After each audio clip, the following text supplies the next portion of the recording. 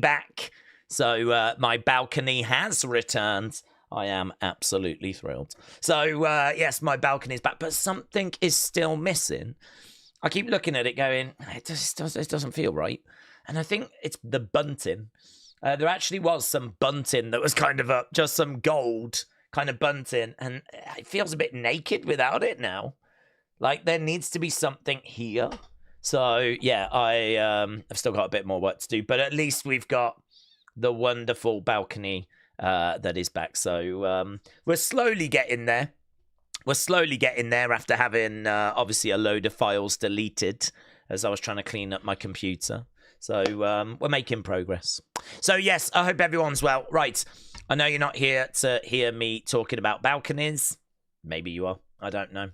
I can tell you there won't be any more balcony conversation, though. Instead, we can jump over to the black void that used to be my library, and we can have a look and see what Evolve has got for us. So, we've got the match graphics for this week's Evolve.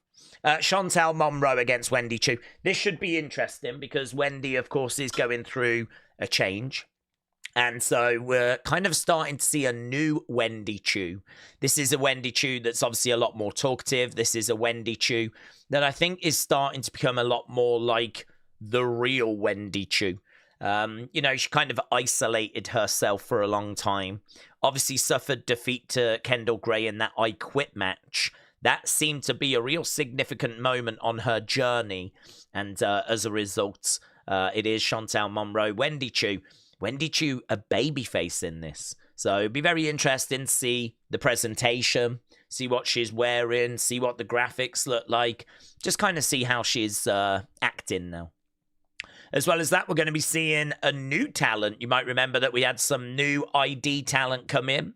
One of those is Mike Cunningham. Don't know anything about Mike Cunningham, apart from the fact he looks like he's from Texas.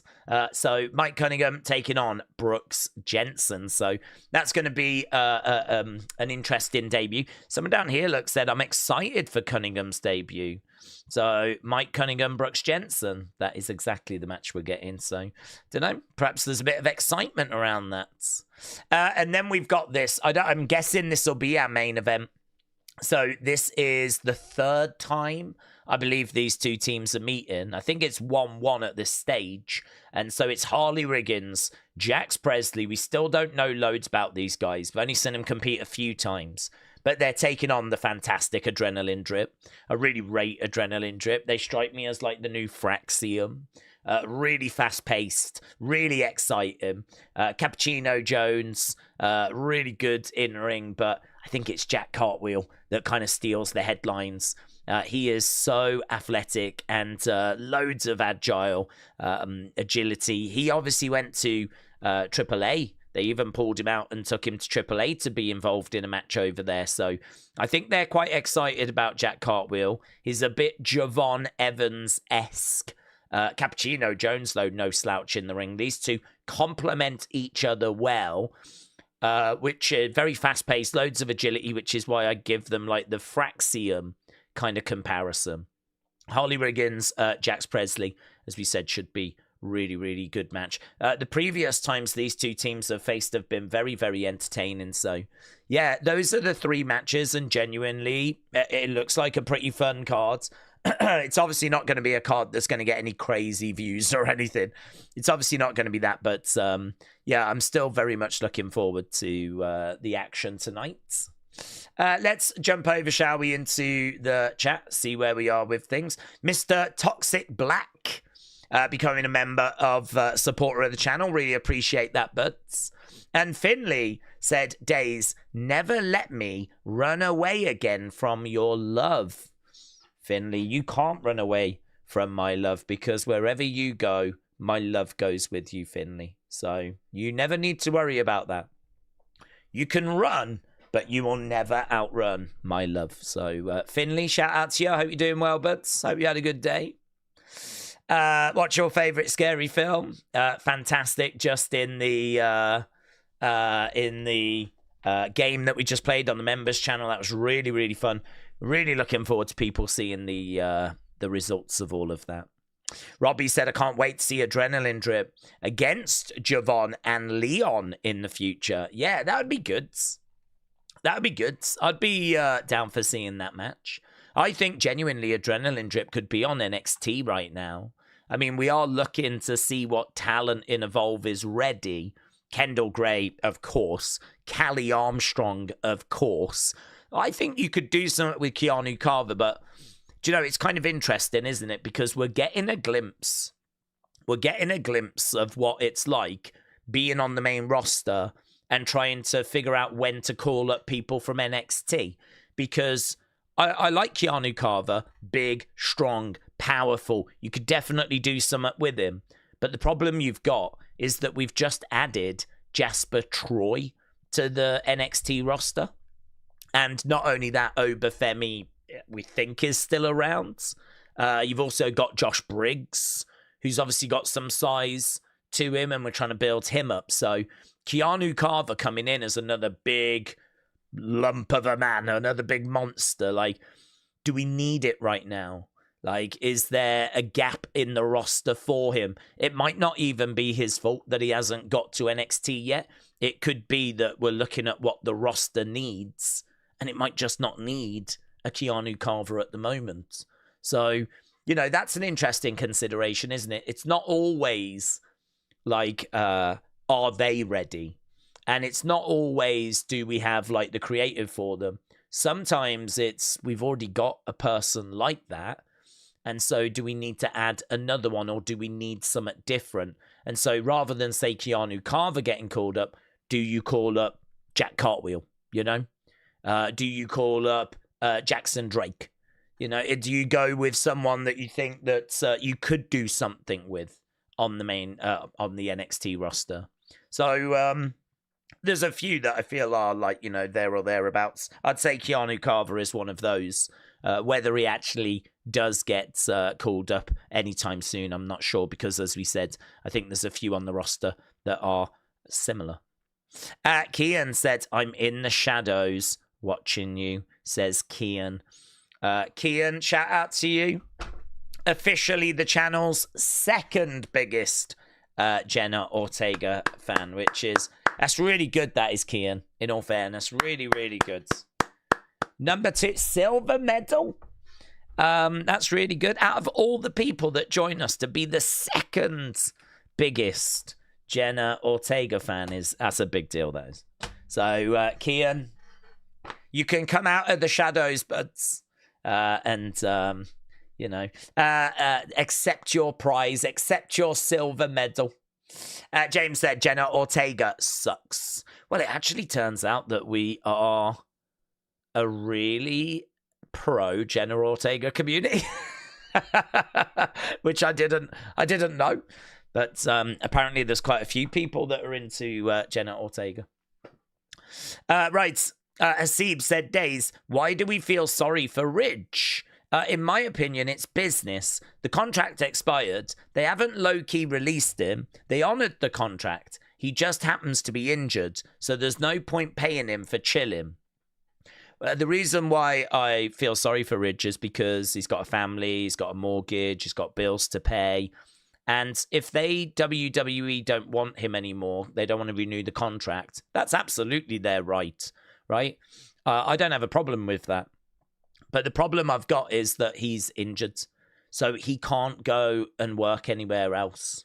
So he is just stuck at home, isn't he? I mean, he's just having to recover. So there's no money coming into that household, right? I don't know if his wife works, of course, but, you know, I'd imagine he was probably the main breadwinner. And so he, as a result of something that happened at work, something that happened whilst he was under a WWE contract. You know, it's not like his contract ended and then he got injured, right? I mean, that would be, you know, a slightly different situation, of course. But this is one where, have you been injured in the workplace? You know, he picked up his injury in the workplace whilst at work. I would feel sorry for anyone that got injured at work and then their contract was ended and they couldn't work. They didn't have a job and they can't get a new job and they've got bills to pay. So it's one of those that's going to be very interesting to see kind of how they resolve it, or even if they do resolve it. You know, do TKO just go, not our problem, which I don't think is very good from a PR point of view, but then they've done quite a few things that I don't think are very good from a PR point of view. Or do they actually go, here, look, we'll give you something as a result of that injury occurring whilst you was like a signed person. Legally, I don't even know what would happen. If that got took to court, I genuinely don't know what would happen. Because he was injured whilst under their employment, whilst he was, you know, one of their superstars.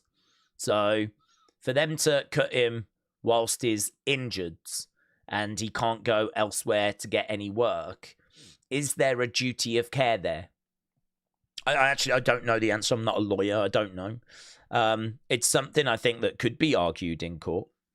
I think it's something that the courts would definitely listen to. What they would rule, I have no idea. But yeah, I can't help but feel sorry for him. I mean, he's got a family. You know, he's got to try and provide. He's got to pay the mortgage and everything, and he's in a very unenviable position as a result. It's Bryn again. Said it turns out I like Jenna Ortega a little bit more. Oh, really, Bryn? Does that mean you're the second biggest Jenna? Okay, yeah, I'm fine with that. You can have the silver medal, Bryn. Kian, don't worry, bud. You're thirds. You just got knocked down a little bit, but it's okay. Bronze is still pretty good, to be honest. People still like cry at the Olympics if they get a bronze medal, you know, so that's still actually pretty good. So, yeah, Bryn, well done, bud. Well done. We've now got the second biggest Jenna Ortega fan in the community. That's good work, that is. Kian said, just wait till Christmas and you'll have a shock face. Normally, if ever I see any videos or anything you send in, Kian, I have a shock face because it is normally very overwhelmingly Jenna Ortega. You know, I think even Jenna Ortega would feel like it was a bit too much Jenna Ortega, to be honest. Tom said WWE aren't obligated to give Ridge a new contract. No, because he got injured, and they are paying for the recovery, and that's all they need to do, says Tom. Well, they don't need to give him a new contract. No, they're certainly not obligated to do that. I would question whether they were obligated out of a duty of care to provide anything because of that injury. Now, they feel like it's, I don't know if it's something legally they have to do or whether it is just a nice positive gesture to sort of pay for the recovery, the medical bills, and they are covering those. I think for a company that earns as much as what they do, I think that they could give him some money just to make sure that he can cover his bills, get groceries, and things along those lines. I mean, it's easy to say, he should have saved. You need money for a rainy day. But I mean, we don't know what kind of a situation. He might have, been in loads of debt and he had to pay all that off, just got himself level, and now he's lost his job. I have no idea about his financial situation.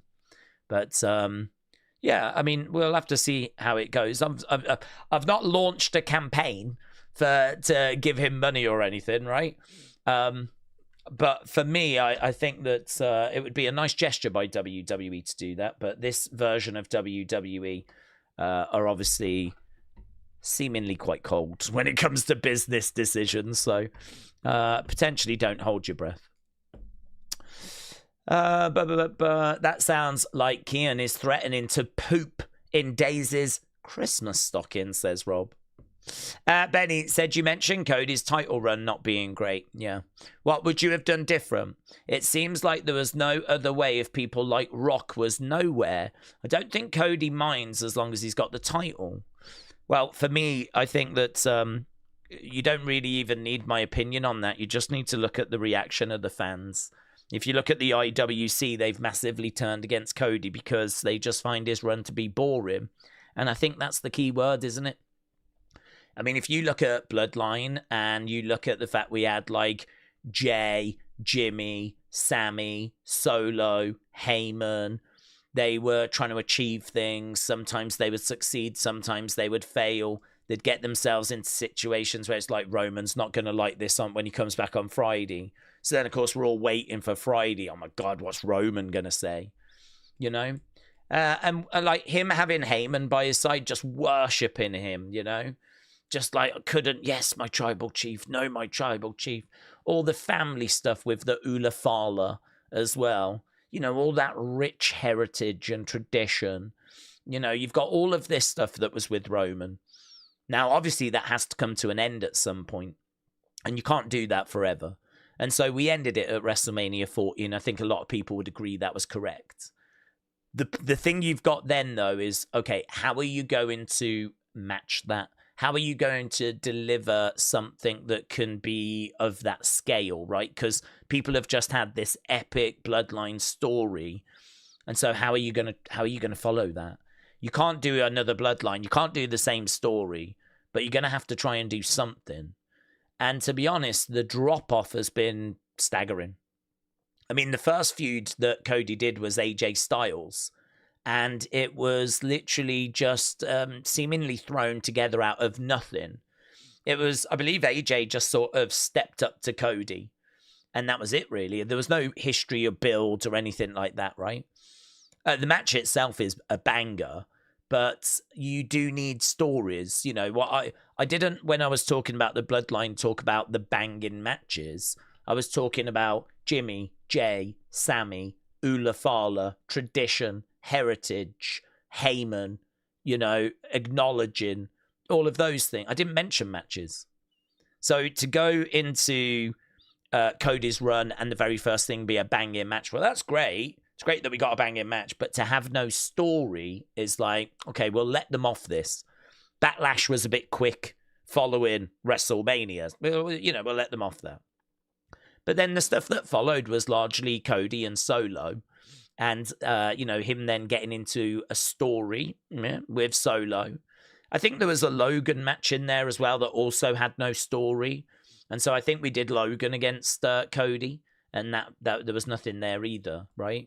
But we do build to SummerSlam and Solo. And, you know, Solo just wasn't it. And that story just wasn't landing. And, you know, Cody is kind of on his own a bit. And it was just all really flat. He then goes on to do a bit of a tag match with Roman. You know, we tried to kind of get Roman involved. I think that was okay. I think, you know, we have The Rock come out doing the hand gesture thing. And we do then move into a bit of a story with Kevin Owens, right? And we use the Winged Eagle. And not actually out of everything, I'd say that was the best part. I'd say that was the best bit. But, I mean, you've got to get to the end of 2024, early 2025 until we get to that. And then, obviously, our attention turns to John. And I think the John stuff was not very good. And I think WrestleMania 41's main event was not very good. If you look at that as a run and compare it to Bloodline, it's just not good enough. It's not, the stories are not strong enough. They're not adventurous enough. There's not twists and turns in there. It's not like cliffhangers. Can't wait to see what comes next week. You know, for me, you need to be looking at making that run something that can kind of stand alongside the Bloodline, but from a very different point of view. I would like to have seen, you know, vehicles being involved. I'd like to have seen Cody's bus being set on fire or trashed. I'd like to have seen, you know, maybe Dusty's memory being disrespected. I mean, I don't know if there's a gravestone. Could it have been defaced? Could we have done something like that? Made it real personal. I mean, it could be ashes, couldn't it? I don't know. Even if it was, I mean, just get a fake gravestone. We don't have to deface the real one, right? I'm not that sick. But, you know what I mean? Like, let's get creative. Rather than just doing matches and this is your next opponent with no build, then going into a story against Solo that just really, tell me something that happened in that feud.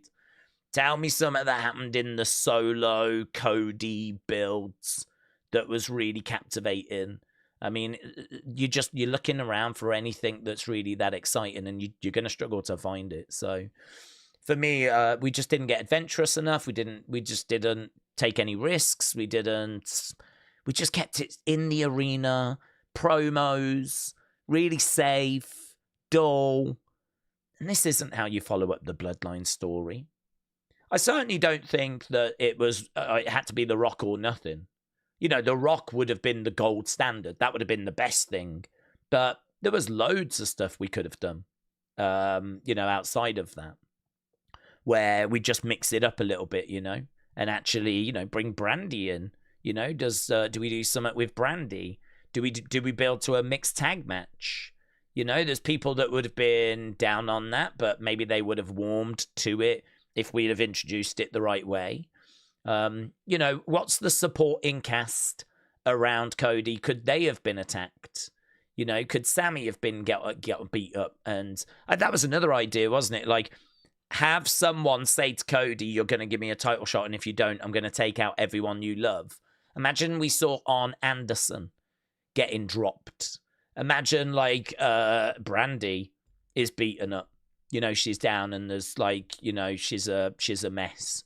And Cody's like, "What happened?" She's like, "Some girl just jumped me, man. I don't know, Cody. I don't know." And I didn't see her. And Cody's livid. And this person wants a title. I mean, I don't know. I'm just talking off the top of my head. Anything would have been better than what we got. Anything. So yeah, I think it was flat. I think this run continues to be flat. I'm not even that crazy about this Drew story at the moment. I think, though, that if we do Cody Drew again at Survivor Series, there probably is a chance for Drew. There probably is a chance that he could get the win. If not, they're going to have to be quite creative, I think, as to how we get out of it. If Cody just wins clean and that's the end of the feuds, I don't think that's going to be very well received. So I think there is a chance for Drew if we do a match at Survivor Series. If not, I think they're going to have to get quite creative as to how we get out of this feuds. Maybe someone gets involved and then Drew moves on to, that feuds. And that takes his attention for a while. AJ Dartlord said, "I think maybe they should have given Roman a title shot at SummerSlam. So it wouldn't have been Mania 3 years in a row, but they ended up being the tag partners. I don't blame Cody," said AJ Dartlord. No, this is one that's got me in a bit of hot water with some in the community. I also don't massively blame Cody. I'm not going to say he's completely innocent, but I always like to try and put myself in people's shoes of what could I have done better? How could I have done that better? And when I look at Cody and what he was given creatively, I just don't think there's much there. It feels very, very thin on the ground from a creative point of view, certainly in comparison to the Bloodline. And, I've said the other day, we're at the point where I think for me, you can do the title change. It doesn't really matter the reason. It doesn't really matter if it's Cody's fault or Creative's fault or Triple H's fault or Vince's fault or Tony Khan's fault. It doesn't make any difference. At the end of the day, I don't think the run is working for everyone. The backlash against Cody seems to be getting just louder and louder online. And so, if people are asking for... I don't think this is it for Cody, end of the road, it's over, oh my gods. I just think that Creative have not been creative. He's just had, a bit of a bad run after WrestleMania 40. Maybe get him out of the fire, and maybe Creative can start working on what his next run will look like when we get him back to the title again. Because, if Cody signs a 5-year deal, I think it's hard to see Cody not be a multiple-time world champion again in the future if he was to lose the belt now. I certainly don't think he slips down to the mid-card. He's one of their top merch sellers. He's one of their, they really get behind him. He's one of their, he's their big star. He's kind of the face of the company after John goes, if you don't count Roman. I would put Cody ahead of Punk and Seth in that regard. I think they've really positioned him as the guy, the quarterback.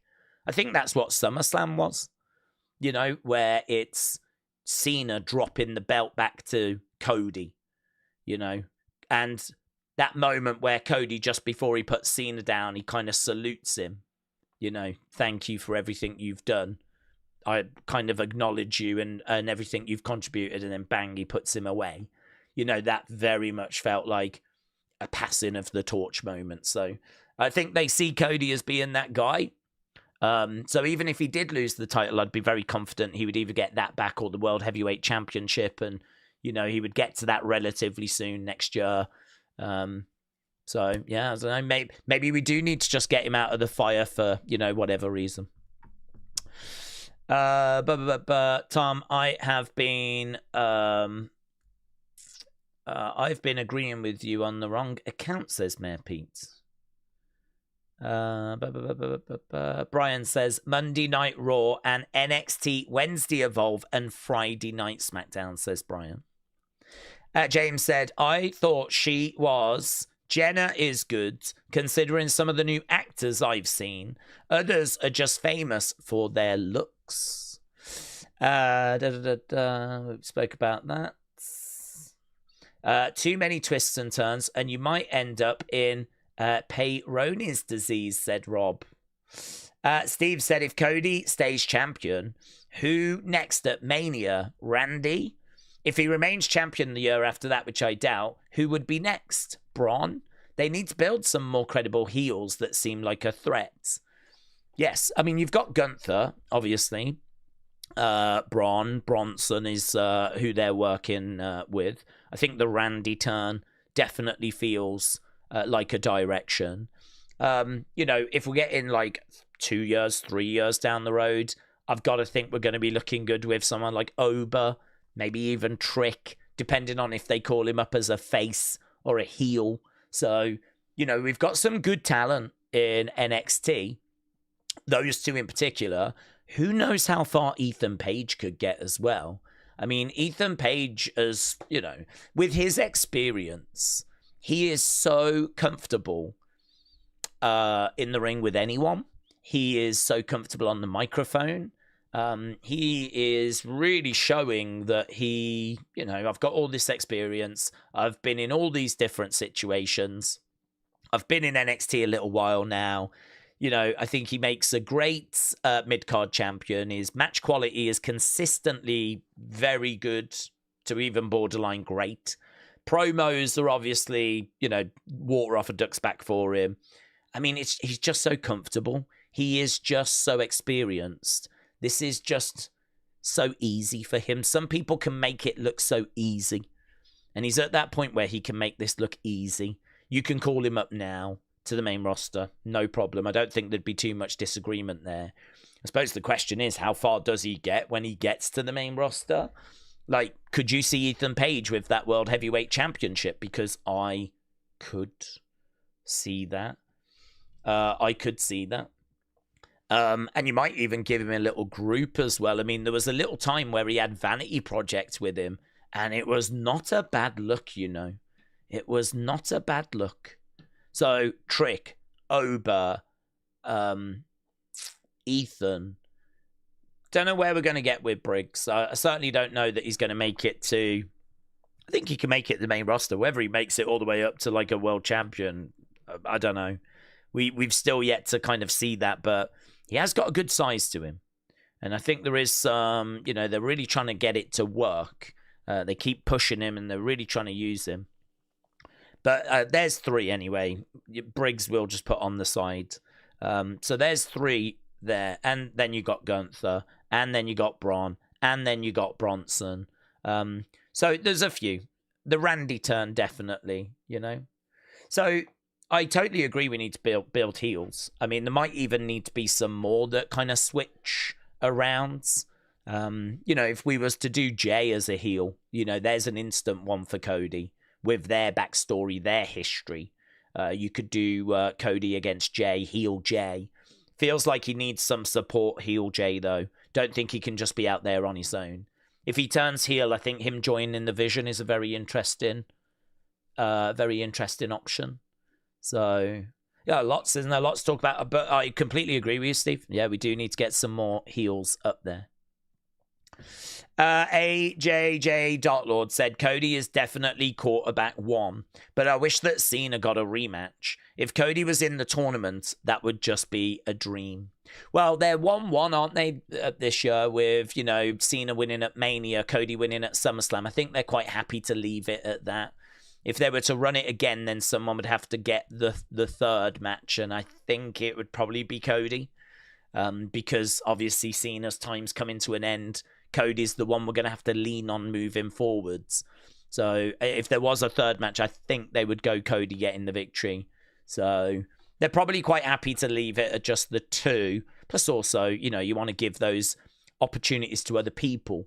So rather than do, say, another Cody match, you know, we end up with the Gunther match, or we end up with the Dominic match, or whoever we might get on Raw. There's still opportunity to get some other people going up against Cena, isn't there? Which, you know, lots of names being thrown around as to who that could be.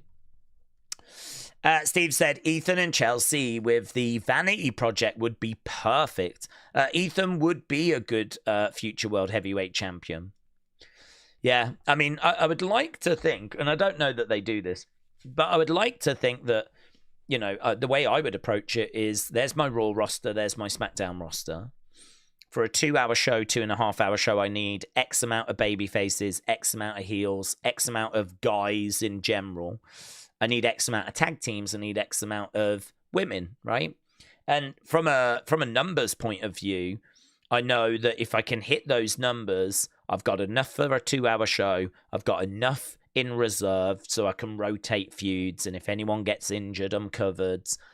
And then it's just a case of, right, who's my main eventers? Who's my mid-carders? Who's my, you know, my kind of, not enhancement talent, but, you know, just fill out the card guys, right? Your Otis's, your Akira Tozawa's, yeah? The kind of people that are not going to be challenging for mid-card titles, not going to be going after world titles, you know, your Apollo Cruises kind of people, right? The kind of people you might only see once in a while, but they, you know, take losses and, you know, they fill out the cards. So, you know, from that point of view, you kind of structured it. So I would kind of hope that there is an awareness of what's missing, you know? I would hope that as they're sat there right now, looking at both the rosters, looking at the injuries, looking at the number of faces, looking at the number of heels, I would hope that there is something in place like that and they're not just winging it, right? I mean, that would strike me as ludicrous to just sort of sit there and just wing it and go, it feels like we need more heels. When, you know, there's an easy way to kind of work that out. You know, ideally you need 8 heels. How many have you got right now, right? What's the number 5? Well, you need another 3. So are you going to turn someone, maybe call someone up, blah, blah, blah, blah, blah. That's how I would approach it. That's how I would have the rosters laid out so that I've got an idea of what's where. So if they've done maybe that or something similar to that, I would hope they've got a good idea as to where they are, what they need, what's missing, and whether they can just make little tweaks like we've seen throughout the year where, you know, Julia's been moved over brands, Naomi's switched brands, Sami Zayn has switched brands, whether they just do those little tweaks kind of throughout the year and continue to do that, or we get to the much discussed but never seen 2025 draft, you know? Maybe we could even find our way towards that. But, yeah, no, there's definitely feels like there's some gaps in the roster at the moment.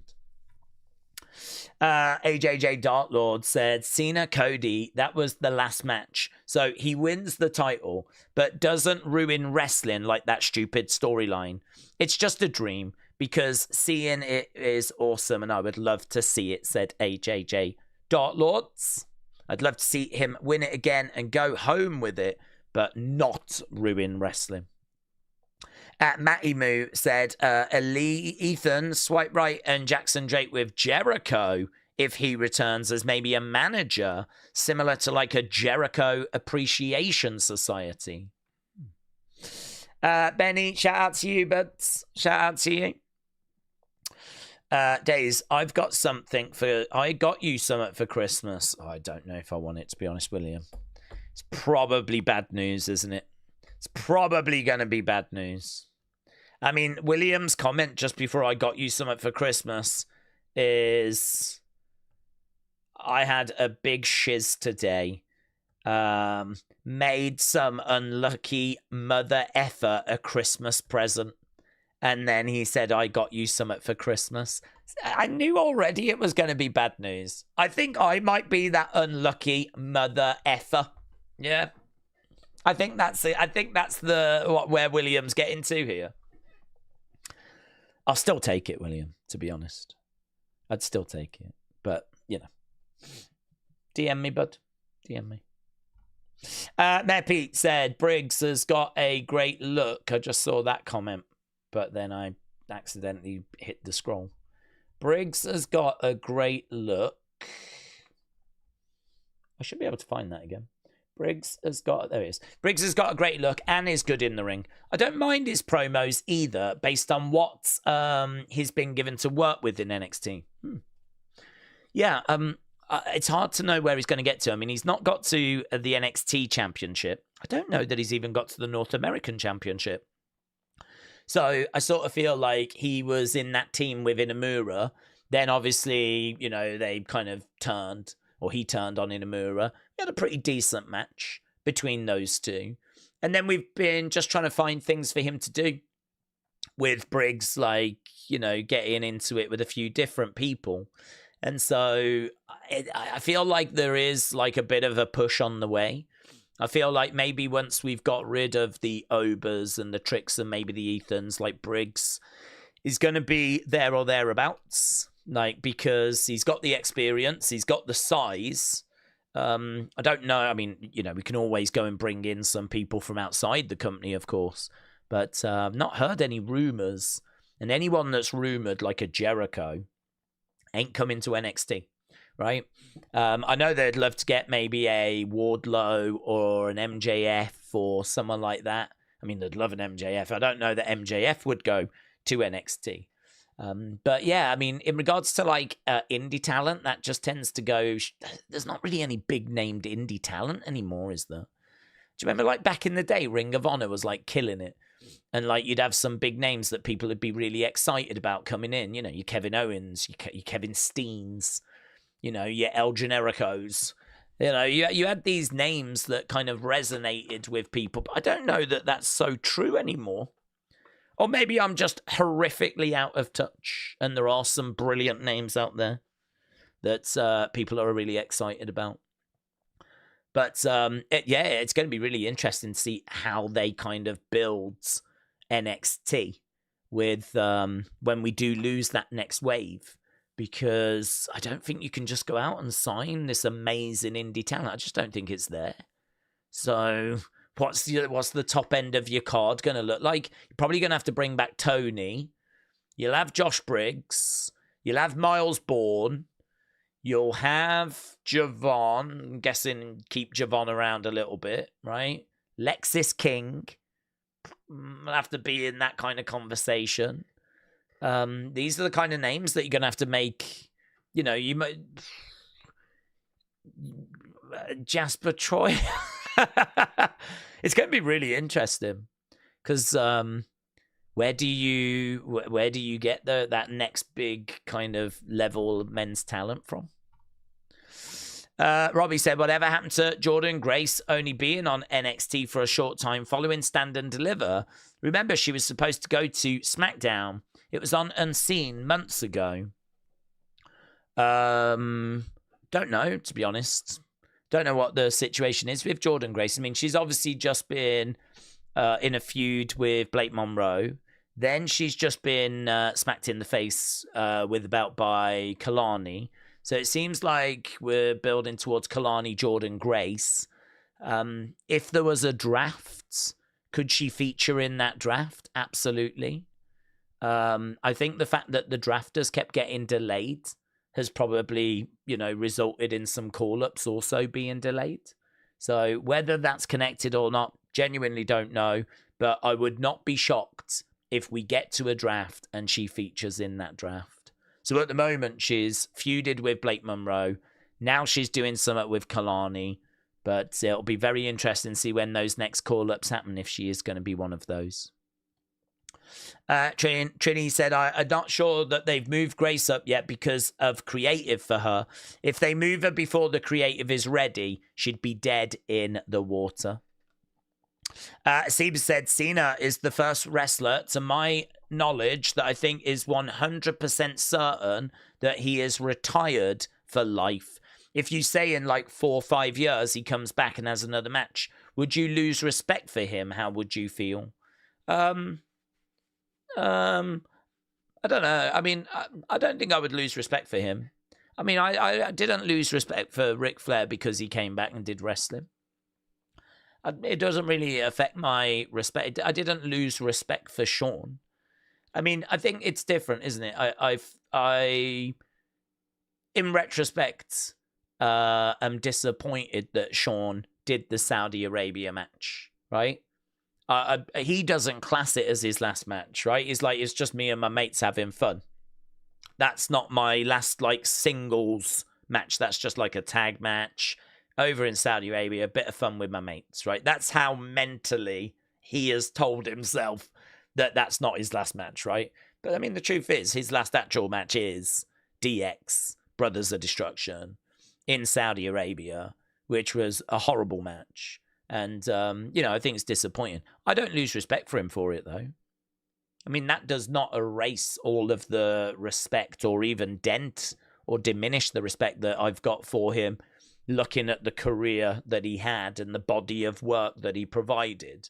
So, no, if Cena was to come back 4 or 5 years, I would just be keeping my fingers crossed that it would be as good as whatever we do in December.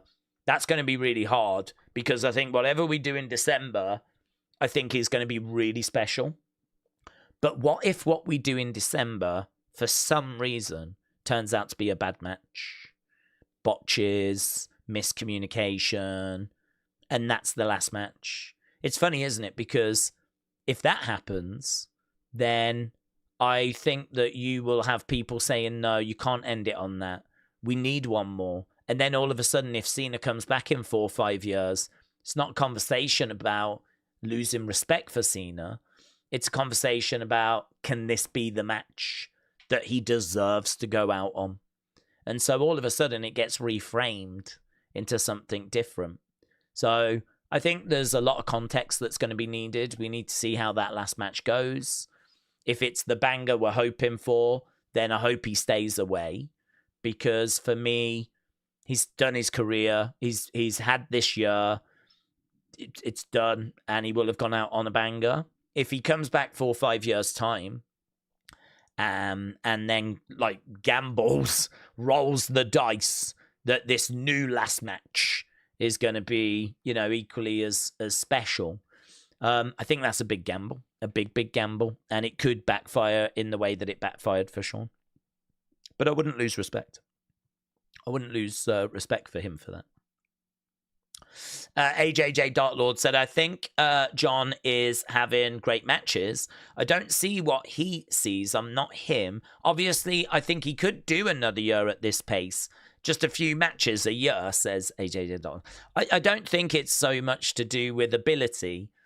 Although I would imagine he is very much aware of how hard it is for him now. If you look back at like what he did before, how regular he was competing and how easy that would be for him to, how much it takes out of him now, how drained he's feeling, how long it takes to recover following the match. I mean, I'm sure his recoveries are more, intense than what they were. Probably like wake up next day ready to go back in the day. Now, might be feeling it for a week or so, right? So he will know, his body will be telling him, like, yeah, I mean, we've definitely declined. We're definitely feeling it. Could he still go for another year? Well, based on what we've been seeing, yeah, he feels pretty good, doesn't he, right now? A bit ropey at times, certainly during the heel run, but since he switched back face, that SummerSlam match, it just clicked. That SummerSlam match, for me, is a really important moment in this year against Cody, because that match really is, where we see John back, really back. And it was a bit like an exhale, really. it kind of felt collectively, and maybe John did it as well. It's like, oh, yeah, this is it. This is what it was meant to be. It was kind of like, yes, this is the John we wanted. This is the match. And it was a great match. And arguably bettered by what he does with AJ Styles, right? I mean, that was special. All those callbacks with the moves and everything, which I think he'll continue to do. But, being in there with someone like AJ that can just match you toe for toe and, such amazing chemistry, and loved it. Really loved it. Meltzer, I think, gave it 4.75, was it? Just couldn't bring himself to give it the 5 stars. I still don't know why. I said I was going to try and find out. I never did. What was wrong? What was the missing 1/4 of a star? Yeah, that we've been so petty about. When for me it was a 5-star match. But it was good. I think looking at where we are now with him, it feels like we could go a bit longer. But I think he knows his body is telling him, there's been a decline, and that decline's only going to continue. But as well as that, he's got a film career, and he's got other projects. He's got a wife. And I think that he's in a stage of his life now where I can sort of understand, actually, that mentally he's saying, I'm done. And he kind of has to say that because he needs to close that door. He needs to move on to film projects and not think about, should I go back to wrestling? He needs to enjoy time with his wife and, enjoy this kind of next chapter in his life. Having that wrestling door permanently open where you can constantly think about going back through it, it is probably best, isn't it, to just close it? Just end the career the best way that you can and close that door and close that chapter. You will always be a WWE GOAT, a WWE legend, right? Unless you do something horrific, right? But you're always going to have that. And your body of work is done. The stories you've told, everything you've done, it's done. You can add to it, but are you going to be adding anything that meaningful after this year? Maybe you could find a few more 5-star matches, something like that. Maybe you could add another WrestleMania moment, right? But you've got to stop at some point, haven't you? And I think he's identified it's now. And if he can go out while still delivering quality like this, go out before it gets to the point where it's starting to look sad, slow. And honestly, it did feel like that earlier in the year. Some of his matches this year were not great. He looked slow. He looked like there was ring rust. He looked like the timing wasn't there, like he was missing a step. And it was like, this might be a bit of a challenge this year to get John to the finish line. Thankfully, that was ring rust. And I think also the uncomfortableness of being a heel and the unfamiliarity of being a heel and actually trying to work a slightly different style in the ring as well. That kind of heel style where you're not giving the fans what they want. You're slowing the match down. The fans want you to be quick and exciting, so you go slow and boring, and that doesn't help, does it? So I think that there was a few elements at play. This is why when we got to SummerSlam and he's taken on Cody and he's back to being effective, it's like, this is the John we needed. This feels right. This is right. And so, it was much, much better. Much, much better. So, yeah, I totally get your point. He could go on, but I think he's right to close that door. Steve said, I think Cena's going to give his utmost effort in that last match. He's adamant that this is it. The match will be knockdown, drag-out fight, and there won't be any more matches after that. Edward said, John said that after he retires, he'll be working behind the scenes within WWE. In my opinion, training new talent in between filming movies. Well, I'd be interested to see the interview and see where that's from and see him kind of if he expanded on that. I think films probably would be the immediate. I don't know if he'd go straight into like training people. I would struggle to believe that. Certainly with Peacemaker doing as well as what it's doing, and I'm sure there's other film projects that have presented themselves. I'm pretty sure that he's so in demand, like, he could pretty much fill up the majority of his time, just like The Rock can, with these kind of projects. So maybe he's thinking of doing that for a bit and then maybe doing some training and just picking up the odd film thing at that point. Don't know. I'd be interested to see those comments. I feel like if Cena is doing I'm a hypocrite for not liking AEW because their matches don't mean anything wrestling-wise.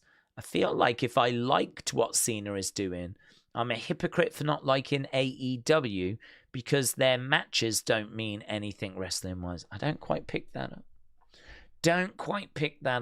But then William was going to send me a poop in the post. So can't forget that.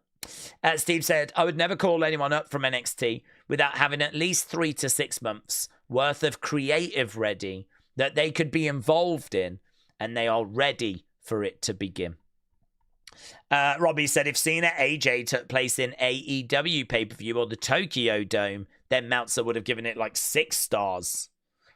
A. Jobson said, we're 7 nights away from AEW Blood and Guts. Apparently, there's going to be 2 3-part Blood and Guts advantage matches. Thank you, AB.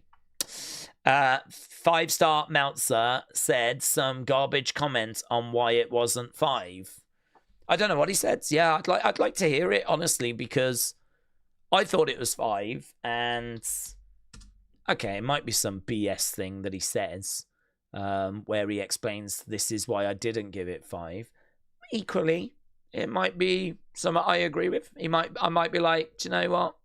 Yeah, fair play. I can see that. So I'd like to hear the answer just so I know, why it didn't get the 5. For me, it was a no-brainer 5, but for him, clearly, it was a brainer.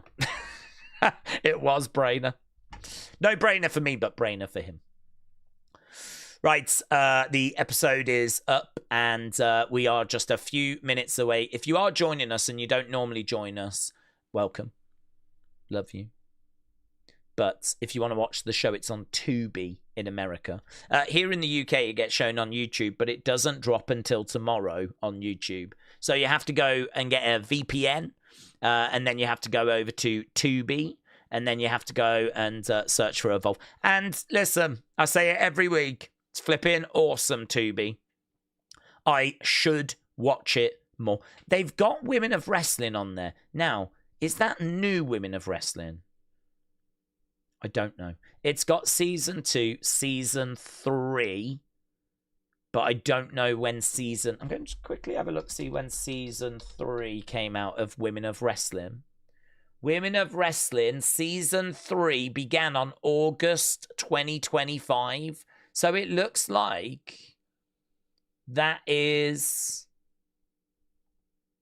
yeah, the latest season of Women of Wrestling. They're up to episodes... Jesus Christ, how have they done this?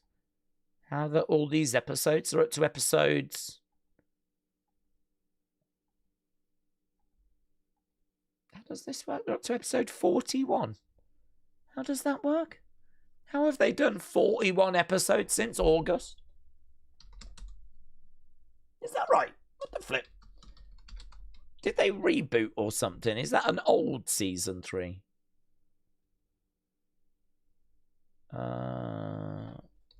Women of Wrestling. Women of Wrestling. Seasons. Yes. Wikipedia. Yes. Season.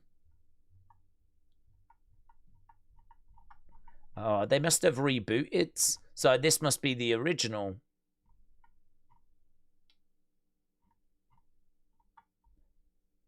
Trying to get my head around it.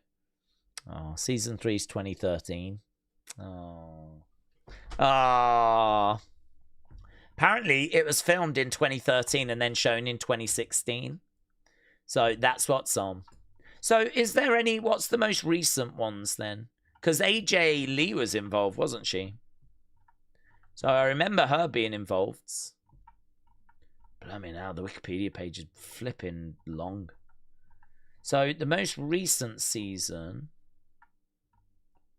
2025, up to September.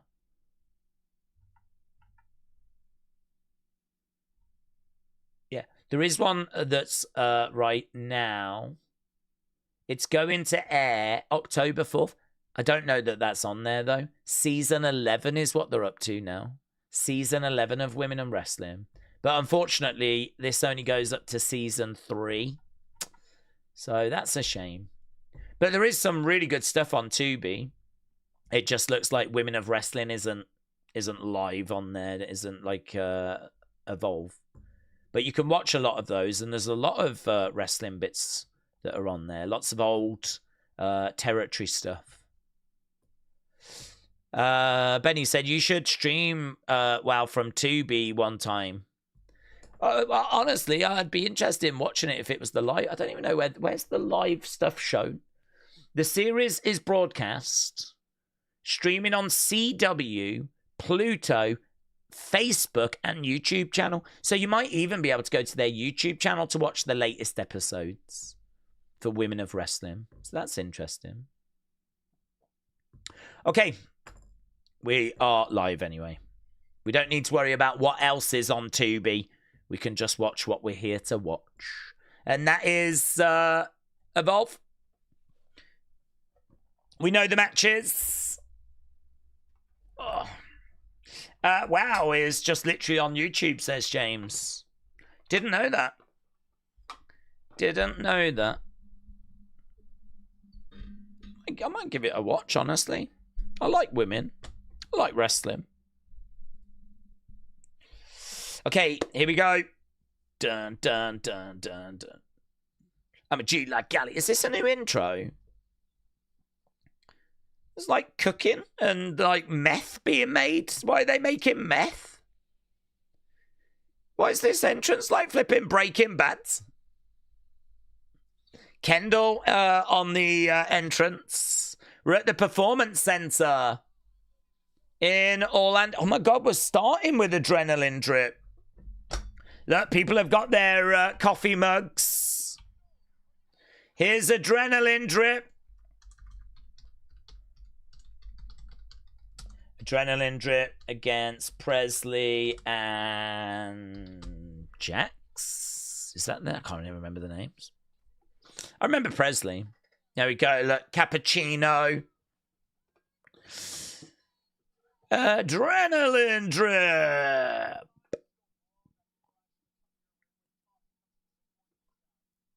My mind is blown that people come here with coffee cups to support these guys, says Robert Stone.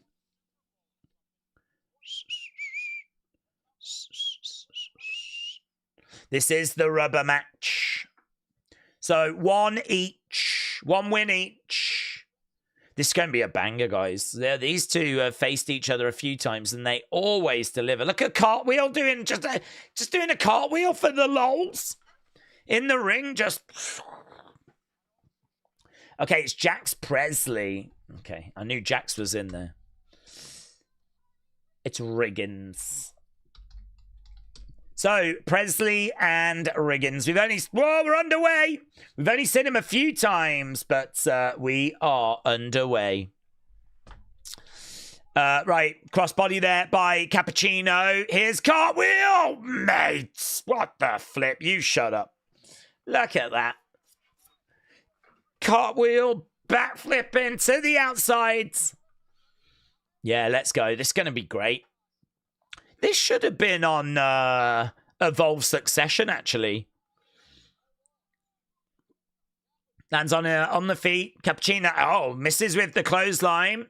Riggins is in there. Here is Cartwheel, leg sweep. Riggins goes down. Double knees there by Cartwheel. Big splash there by Cappuccino. Standing moonsault there by Cartwheel. Kick out. Kick out by Riggins. Big clubbing blows coming in there by Riggins. Big shot coming back. Going over. Tag being made. Presley's in. Adrenaline drip working together. Double drop kick. Cartwheel. Cartwheels. And gets thrown into Cappuccino. So both of those guys down at the moment. Big man in control. But yeah, he is big. I want to see more of... oh, nice shot coming into the midsection. I want to see more of that. What was his name? Hathaway, was it? Big guy. We only seen him a couple of times. Very early on, and we haven't seen him since. He looked moody. He looked like he could have been some old school, like, monster. Okay, right now we've got Jax in control. We got Riggins in. Pin on Cappuccino. Shoulder up. Sam Holloway, that was it. Yes. Thank you, Prehistoric.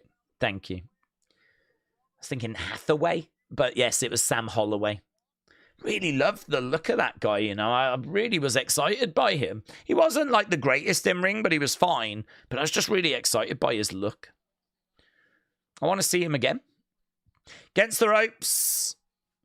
Bang! Slam down there. Good work there by Riggins. 1, 2. Shoulder up. Shoulder up. Few people around in the crowds. Tag being made. In comes Presley. Cappuccino is in trouble. Middle rope. Yes, that was great.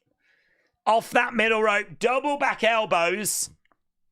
Springboard. Crowds applauding away.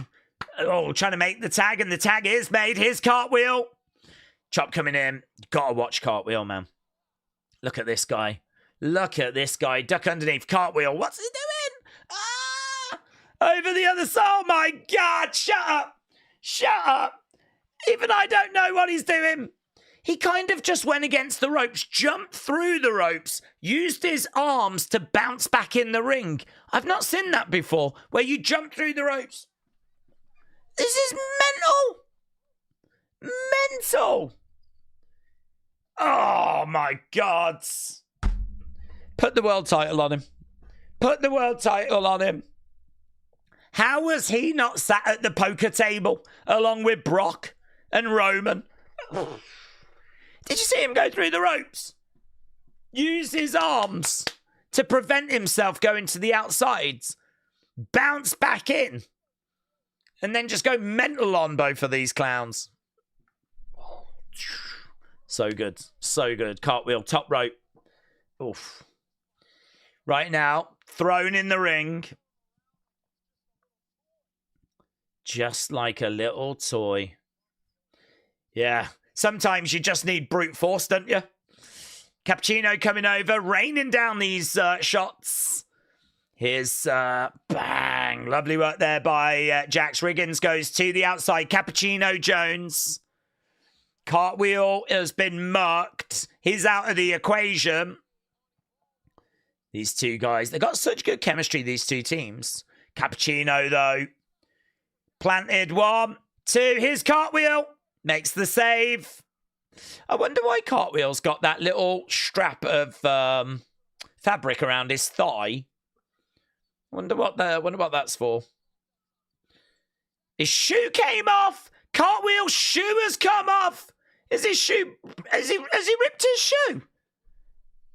Is his shoe actually busted? Oh my God! Now he's using it.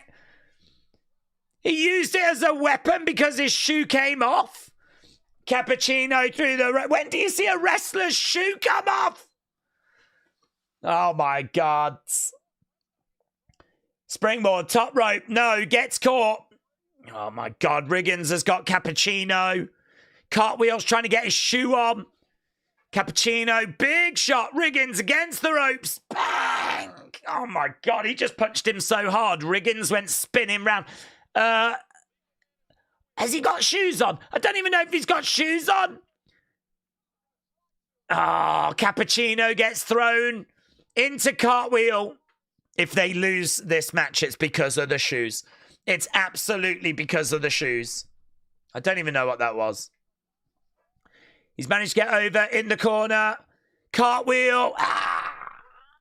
Spear in the air. And it's a win for the heels. It's the shoe, mate. It's the shoe. The shoe has cost them that match. So he chucked him in the air and he got speared mid-air.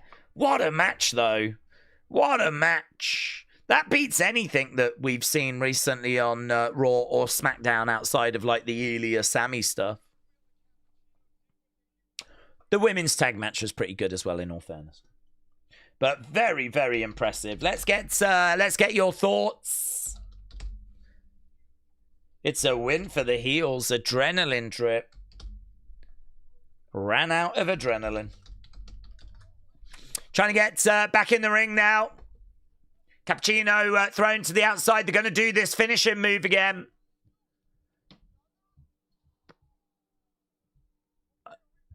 Don't know what it's called. I just wondered if the commentators are going to tell us, but we don't know the name of that thing.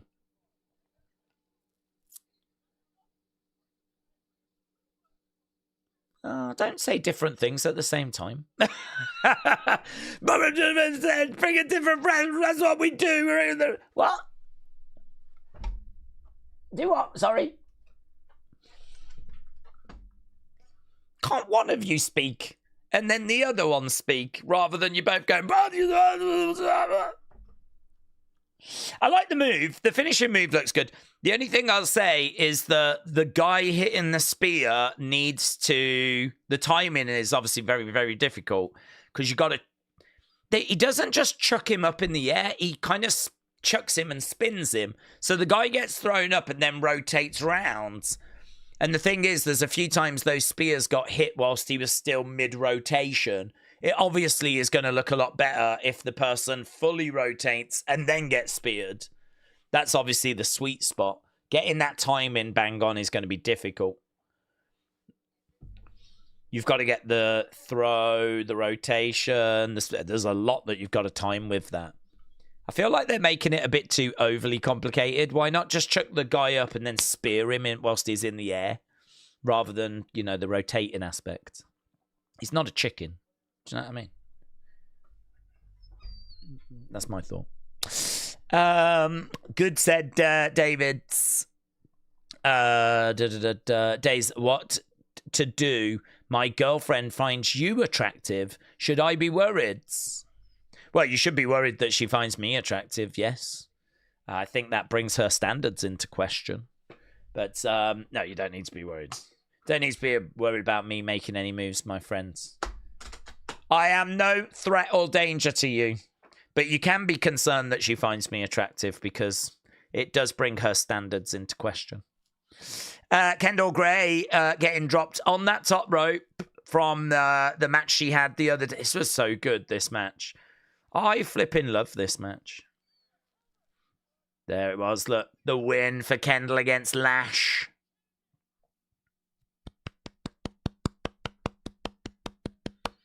Mate, she's going to go on to really big things. This is where Daze says really obvious things out loud. Kendal Gray's going to do really great things in this business. Okay, we have now got Hayes Jameson. Hayes Jameson. I don't know much about this girl. By not much, I mean I know her name. Hello. Okay. I don't. No. Okay.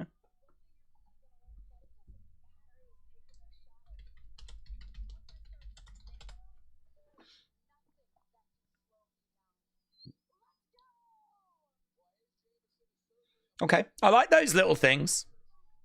Because I don't know her, and oh, mates. I've certainly heard a lot about this girl. PJ Vassar is here. Okay, ring gear's interesting. I like the necklace thing.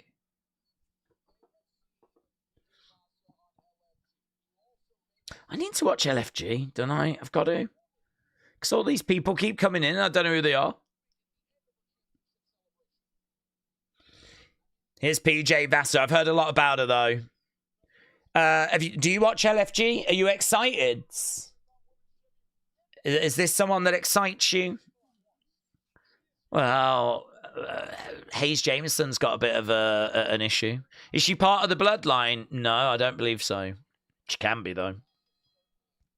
PJ Vassar. What is it with this flipping? I feel like I started seeing this a few years ago. Why have we got one long leg, one short leg? Why is that now a thing?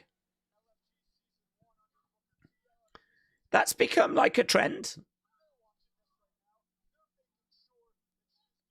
She charges over. It looks good. I don't mind it on PJ Vassar. I'm not saying it's a problem. I actually don't mind her ring gear. It's a bit Kane-esque, but I don't mind it. I feel like if she was to wear that every week, you could draw it on a bit of paper, and as long as people knew who she was, they'd be like, yeah, that's PJ Vassar, that is. Do you know what I mean? It's like, it feels like it's proper ring gear, not just like little pants and a bra and some, buckles. I like it in that regard. Hayes Jameson with a drop kick. Another drop kick there by Hayes Jameson. Yeah. She's managed to get PJ Vassar down. Okay. Looking for a DDT. Gets it. Going for the cover. 1, 2. Kick out. Kick out. Yeah. Showing a bit of power. Right now, we got Hayes in the corner. PJ charging over. Hayes round the back. Jumping on the back. She's trying to get a sleeper hold in. It's just not, it doesn't even look in. Bang. This in-ring debut. We've not seen it before. Oh, hell, mate. Old school. Headbutt. The fallen headbutt. I like that. Mate, we've got all the gestures. Okay. Yeah. Good. Someone yelled, "Good night." Ring the bell. Good night. PJ Vassar gets the job done. Yeah, good dominant intro to PJ Vassar. We have got a very week's episodes. We had a really enjoyable match. You lot scored it. Great 54. So, I mean, you really enjoyed that opening match. And then we've just seen the in-ring debut of PJ Vassar. Okay, here's Choo.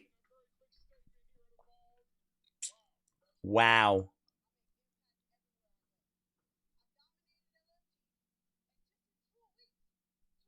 Two weeks. I'm dominating Evolve.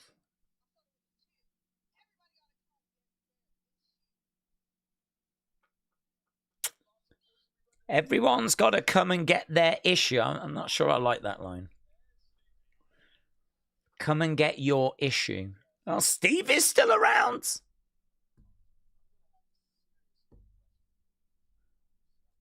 Jackson's questioning Stevie's leadership.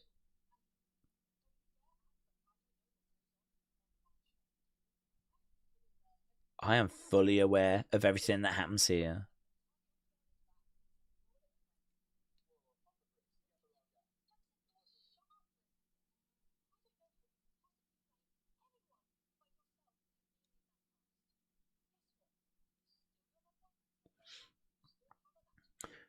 Okay, next week, it's Jackson against Keanu Carver for the Evolve Championship next week.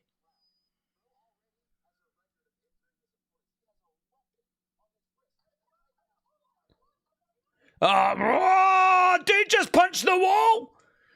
Dude just punched the wall.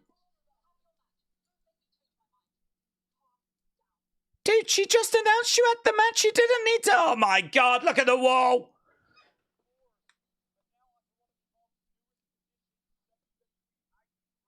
Dude just punched the wall. I mean, I know those walls are, fairly thin. But even so, I didn't even know Evolve's budget would stretch that far. Can we, punch a wall? Sorry, you haven't got the budget for that. Let's just do it anyway. He said, why do they torture me with information about Tiny Khan? Unless that's what he's got fearing for his life that I don't want to know about. Trini, I don't want to think about Tiny Khan. Thank you. You might want to sit there and think about Tiny Khan. I don't want to think about... I don't even want to think about Tony Khan, let alone Tiny Khan. Filthy.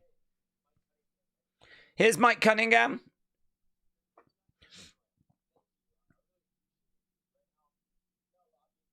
Oh, yeah, this is the Riddle guy.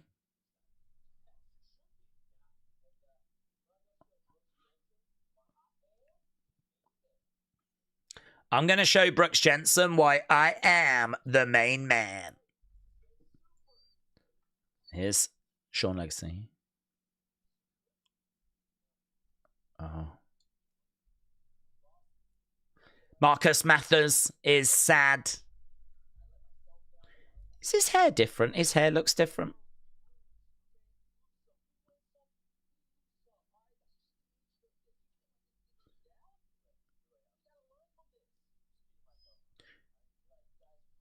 Sean Legacy is really like the guy, isn't he? Here he is, G'ing up. Marcus welcoming in Cunningham.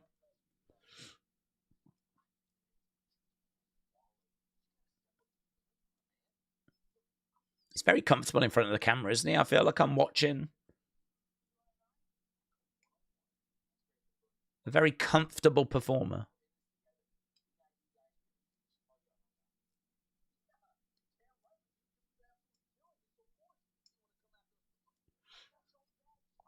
I got your back, just like I know you've got mine. I'm down for seeing these two compete against each other. Marcus Mathers against Sean Legacy. I'd be down for that. I would. I'd be down for that. Right, Brooks Jensen is making his way out.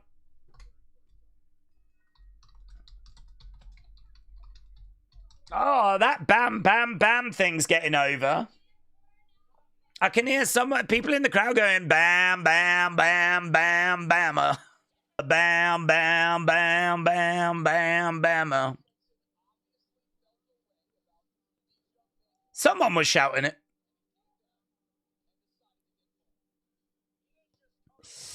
Right, he makes his way down to the ring. We're waiting for his... Here's Mike Cunningham. Okay, he's got some good entrance graphics. Everyone else normally just gets some awful computer-generated swirls. But Mike Cunningham's got, like, actual graphics.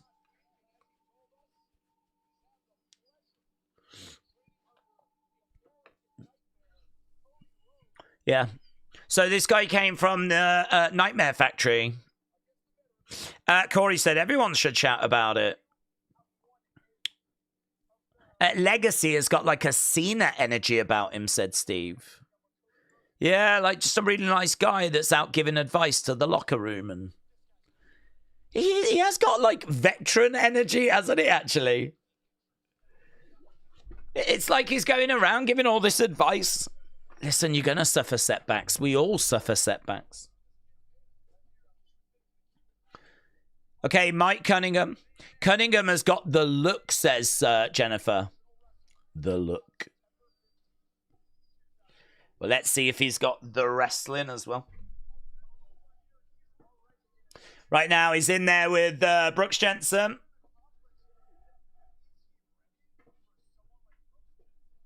Round the back there by Cunningham.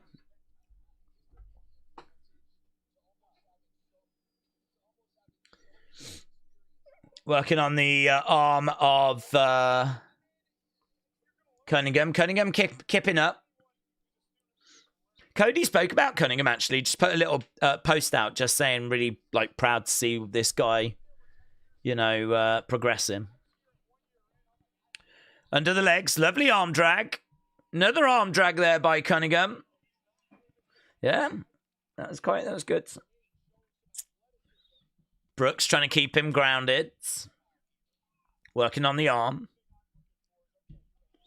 Again, working on the arm. Right now, we got Brooks kind of going down to his knees, but not quite. Back up on his feet.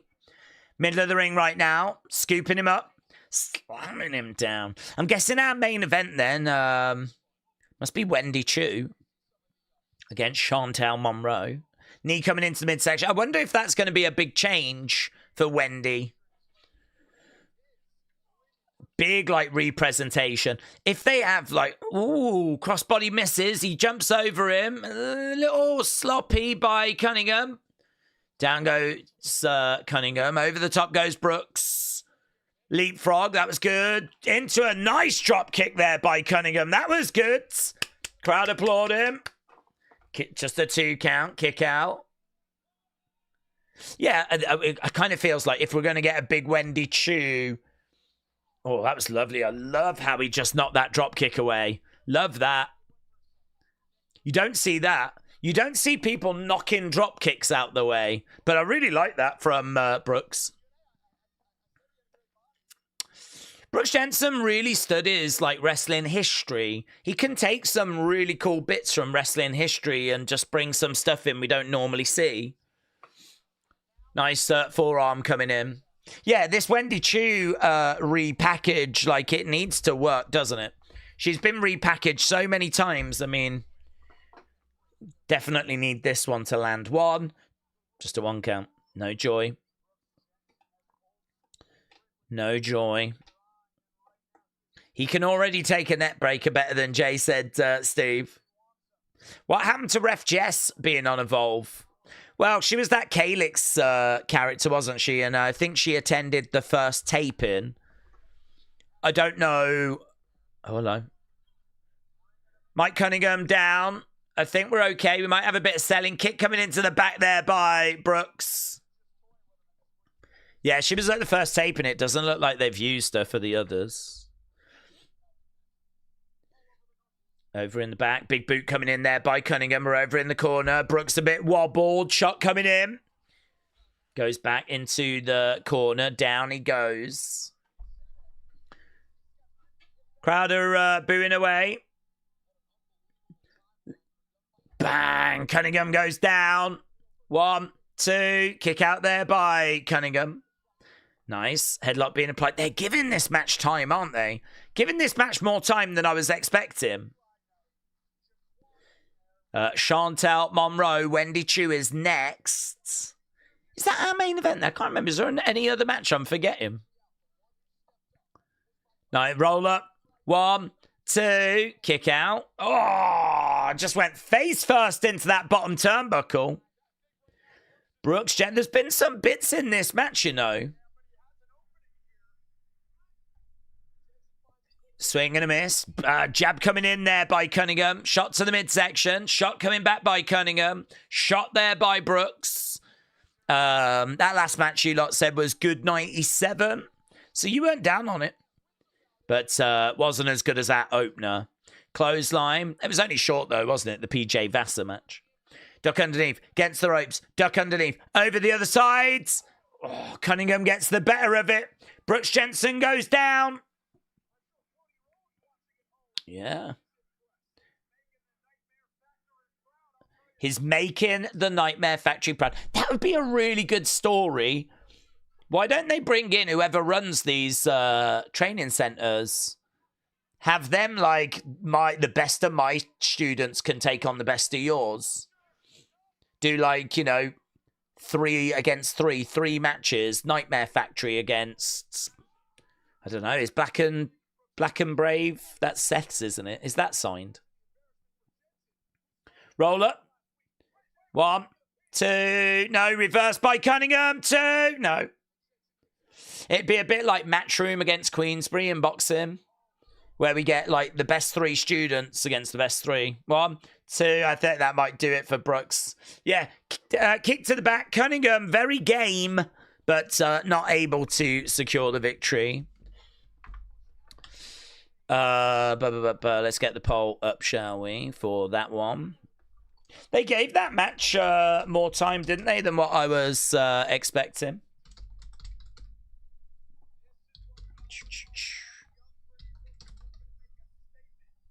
A young, gritty rookie trying to make a statement.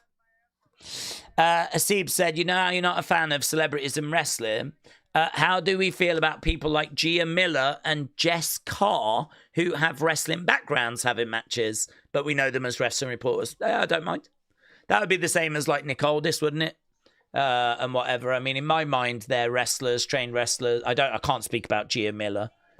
I mean, I wouldn't be looking for Jess Carr to get a win over Becky Lynch. You know, I think that's going to be a bit random, isn't it? That Jess Carr, the referee, turns out to be a better wrestler than Becky. I think that would be strange. But no, if they've got a wrestling background like that, but for whatever reason it didn't work out, and then they've got an opportunity to, you know, go back to it, no problem. I'd love to see Nick Aldis wrestle. I watched him in NWA. I'd love to watch Adam Pearce. I'd be down for watching a Jess Carr match. I would be very confused if they book her, though, to be getting the win over Becky Lynch or something like that. I think, you know, we might have lost our damn minds if we do something like that. She could get a fluke win. You know, maybe Maxine distracts and Jess gets the win or something. But I'm down for that. I don't class them as celebrities.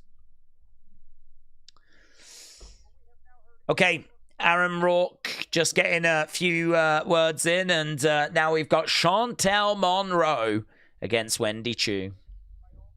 Daze solo could bring PJ Vassar into the MFTs. Well, it depends if they think she's ready for such responsibility. She's certainly got a good look.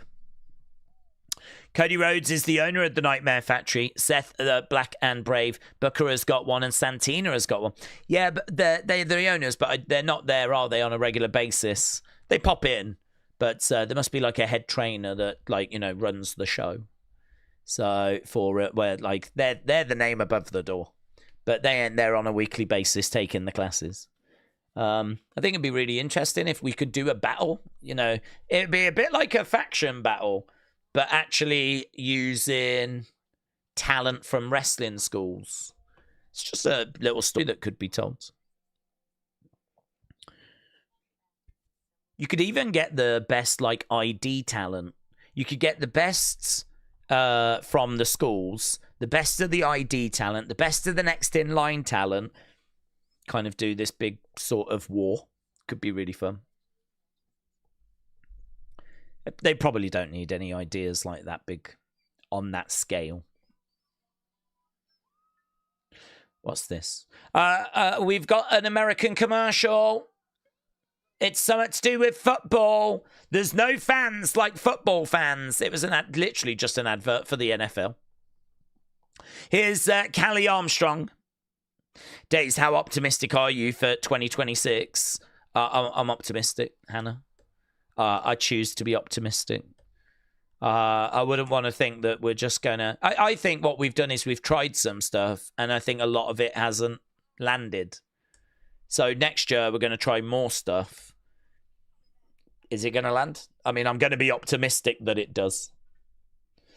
Callie returns next week.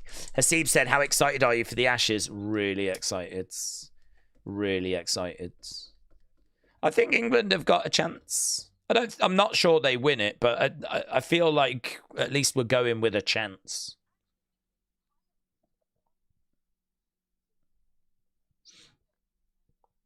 Okay.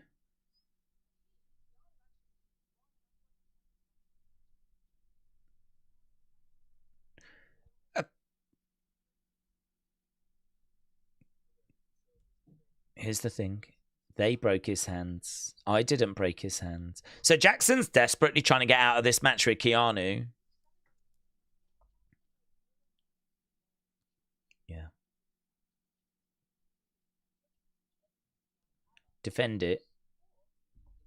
Or forfeit it.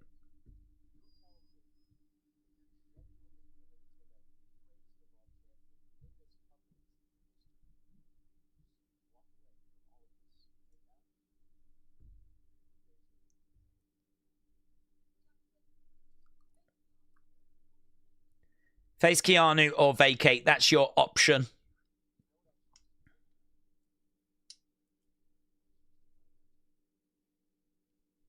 He's biting his tongue and he's walking away. Okay, right, here's Chantal Monroe. So a little story weaved. Matches next week. He's desperately trying to get out of it. Here is Chantal Monroe. I don't know what our main event is. Daze, hope you're doing good, birds. Can't wait to see who wins 16-man tournament. Carl, shout out to you. Yeah. I'm excited.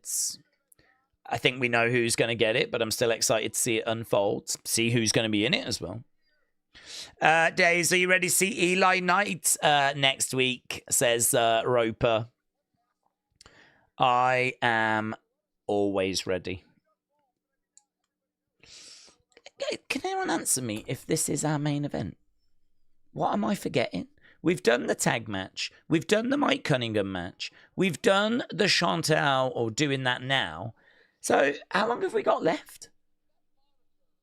15 minutes. Are they going to give this match 15 minutes? Okay, she's got the same graphics. She's got the same entrance music. We've got slightly different ring gear, though, for Wendy Choo.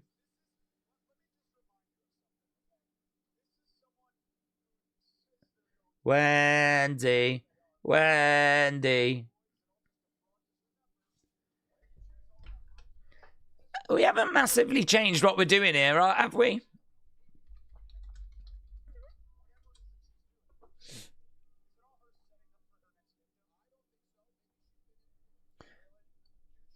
Okay, she's in the ring. She rolls back. She's looking over. Backs into the corner. We're just looking for any different kind of mannerisms, but the music and everything is the same. Chantal Monroe steps back into the ring. Kelly Kincaid's.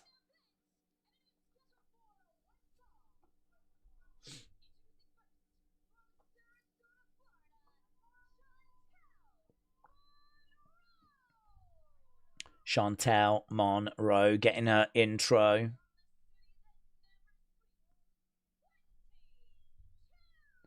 Wendy Choo getting her intro, and we're about to get underway.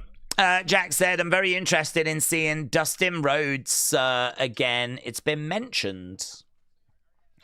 But it is going to be the main event, said Death Metal Lad. Sean mentioned it on Twitter earlier. Okay, thank you. Well, they must be giving this match time then. Either that or we've got like some segment after it. Chantal is getting the early advantage, and she goes back, sits on the top turnbuckle. So Brooks against Cunningham, you lot said was good 97. I think it's been really solid this week. Really solid. Really great opening match. Then we had two matches where we looked at some new talent. And now we've got Wendy Choo against Chantal Monroe. Little bit of a shame we haven't updated the entrance, but we are seeing very different mannerisms from Wendy. I think, is Wendy still wearing, like, slippers, though? Kick coming in by Chantal.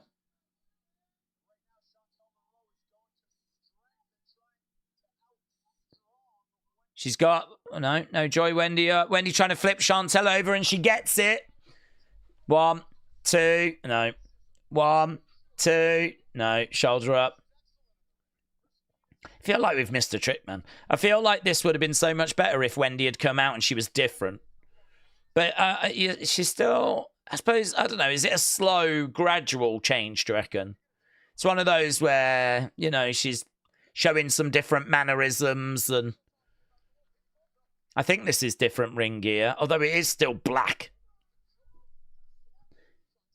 Chantal Monroe keeping Wendy down. Prehistoric said Wendy just seems to be figuring it out still.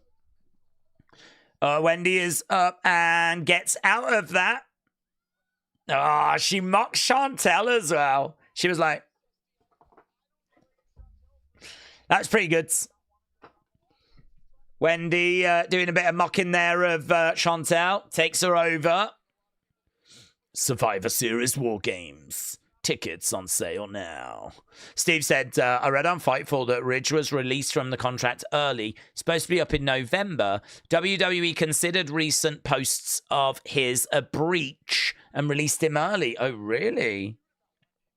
I was just under the impression they had not renewed it. So if it was up in November, they'd just pay him to November. But they view recent posts. So what posts? Has he put up some questionable posts? Over in the corner goes Chantel. I don't think they were renewing it anyway, to be honest. James said Stokes, Root, Archer. They're going to humble the little Aussie girls. I hope so, James. I hope so. It's getting close, isn't it? The end of this month it starts. 21st or something. And I saw the teams out. I don't know. They've still got some scary players. That bowling attack is mental. Shot coming in there by Wendy. But they've got to believe. They've just got to believe. We need to take Joe Hendry with the English team over to Australia. And he can help them all believe. And then I'll become Joe Hendry's #1 fan if we win the Ashes. Shot coming in there by Wendy. Big kick coming in. Wendy takes Chantel over. Oh, lovely. Daze, if you want a super cold beer, then pour a can of beer onto ice cube tray, freeze them, take them out 3 at a time, of the same beer you drink. Bang. I could see how that would work. Well, what does that do to the carbonation, though? Because obviously a beer is carbonated. If you freeze beer and then that melts, does that just dilute the carbonation a bit? I don't know what that does. I might just put it in the fridge. I heard that if you get like wet tissues or a wet towel, wrap it around the can, that's meant to cool it really, really quickly as well.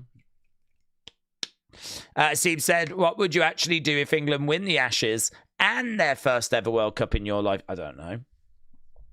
I tell you, one thing I do know, though, is that whenever something big like that happens, I always have this urge to, I can't just sit here, I have to go. I remember my little town, Stourbridge, they were in the FA Cup. They got Plymouth Argyle in the Cup, and they beat them. And I think it's probably the biggest result in Stourbridge's history. And I was watching it on TV, and I was in Wolverhampton. And I had to go home. I just had to go. Called a taxi. Got a taxi to Stourbridge. Just went to the pubs in the town centre. There was people around, fans around, whatever. I just had to be part of it. So I think if England win the Ashes or the World Cup, I'd have to go to London. I'd have to be a part of the celebration. I'd have that urge. I'd be like, because it's like once in a lifetime, isn't it? You know, may never see England win certainly a World Cup ever again if I ever see it. And I'd imagine the celebrations in London would be like, it's the kind of things you see when people win a Super Bowl and they're in the streets just going mental. I mean, that would be the UK. That would be England if England could win a World Cup. So, yeah, I'd have this urge to be a part of it. I'd have to go there. You know, I know that. I don't know. I mean, like, I feel like I'd want to go and see the tour if we won the Ashes when they come back, like the open bus tour. I feel like I'd want to go to that as well. I'm sure they would do, would they? I'm sure they would. Depends how much it grabs people's attention because it's on, isn't it, at a weird time. It's on in the middle of the night, unfortunately, over here. So I don't know that loads of people are going to be tuning in over here for it. They might be able to catch the tail end of the day, though, but... duck underneath there by Wendy. Clothesline by Chantel and Wendy. Both women go down. Yeah, do you know what? We wondered why this was starting with so much time left. And it's because they have given this match some time. They really want you to see what Chantal Monroe is bringing. Forearm shot coming in there by Chantal. Wendy with a shot coming back. Nice forearm shot there by Chantal. Feels like we are approaching, obviously, the beginning of the end of this one. They've been going for a little while. Lots of chops. Big, heavy shots coming in. Big clothesline there by Wendy. And again, she's getting fired up. Wendy goes over to Chantal. Reversed. Reversed again. Chantal. That could have been better. That spinebuster could have been better. But Chantal kicks out. Yeah, she tried to grab her and slam her down, but it was just a little bit low on the ground. Wrestling and Ashes. What a time, said James. Oh, it's going to be so good. Looking for it. No, take over. Oh, crucifix pin. No. Reverse 2. 1, 2. Oh, my God. Back and forth at the moment. Big kick coming into the midsection. Looking for a suplex. Got her up. That was like a brainbuster. She had her up and then like drove her down. 2. Mate, I don't think you should kick out of a brainbuster. We don't see brainbusters all that often. I think if you're going to get someone up and then like drive them down, that should be it. Crowd are chanting away. We have got less than 5 minutes to go. 4 minutes something. It's been a real battle this, you know, these two. Putting on a really good show. Nice, lovely reversal by Wendy. Big shot coming in there by Wendy as Chantal goes over to the corner. Wendy charges in. Back elbow there by Chantal. Chantal's looking really good in this match. Seeing some improvements out of her from when we first saw her. 1, 2. Yeah, inverted DDT, didn't get it. Chantal has got Wendy on her shoulder. No joy. Chantal goes into the corner. Wendy charges in. Big boot there by Chantal. Chantal going up. Wendy pushes Chantal. The dirt nap. The dirt nap is in. Oh, reverse 2. Kick out by Wendy. Hey, what the flip's going on here? Super kick by Chantal. Wendy on the shot. Ah! What does she call that? No! She misses. Wendy round the back. Dirt naps in. She's trying to get her down. Yeah, I mean, she came off the ropes, tried to do that shooting start. Double knees. 1, 2, 3. Chantal gets the win. Wow. Do you know what? That's a big match, that, for Chantal. That's a match that makes you put a bit of respect on the name. Both of them going for a few spots there. Like, I remember a spinebuster from Wendy was a bit low. Shooting star didn't look quite right. She missed it anyway, and she was meant to. But they just went at each other, kind of digging into the old bag of tricks. Some really good looking striking and some really good work in there, operating at a good pace. Match had plenty of time, and that is a match that makes you go, okay, Chantal Monroe has definitely got something about her. She's definitely someone that can get somewhere in this women's division. She's going to be a player. She goes over, Wendy down. You stupid freak. Get this freak out of my ring. Yeah, push her, kick her. Kick her out the ring. You stupid freak.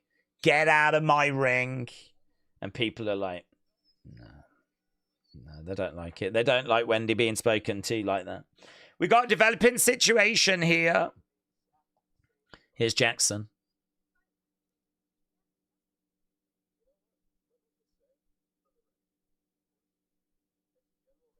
As general manager.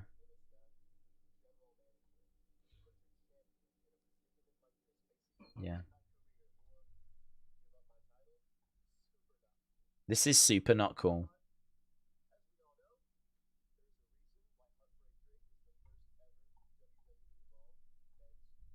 Yeah.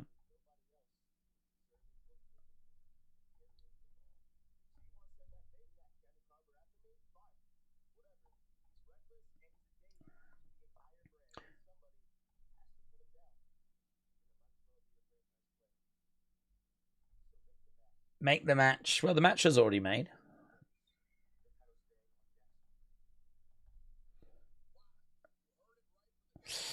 I gotta be honest, I'm not crazy about that story that they told.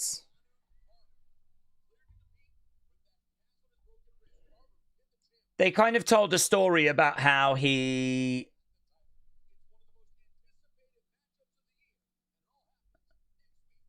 was never going to forfeit the title, was he? So why did we do that?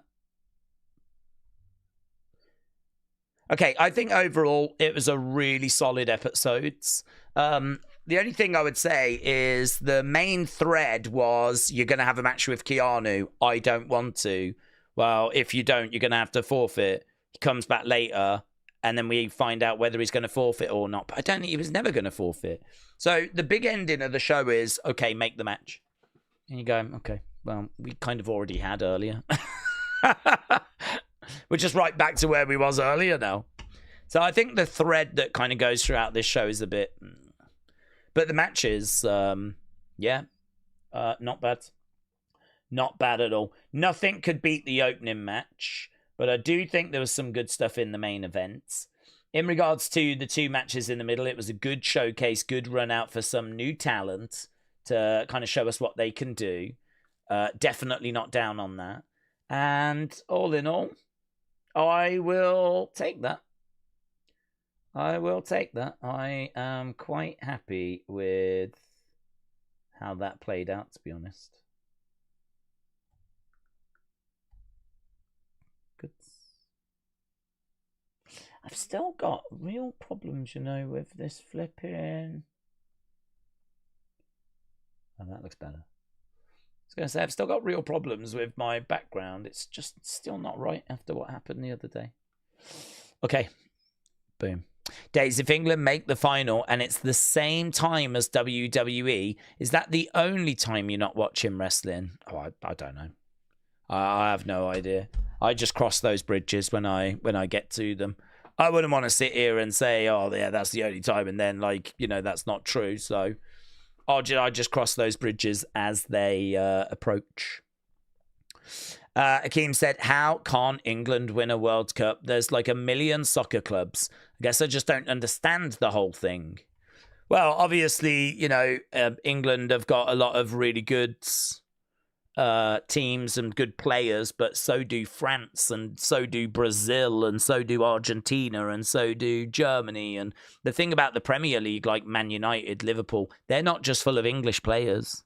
They're full of players from all over the world. So, the Premier League has got some of the best Spanish players in, some of the best French players, some of the best German players.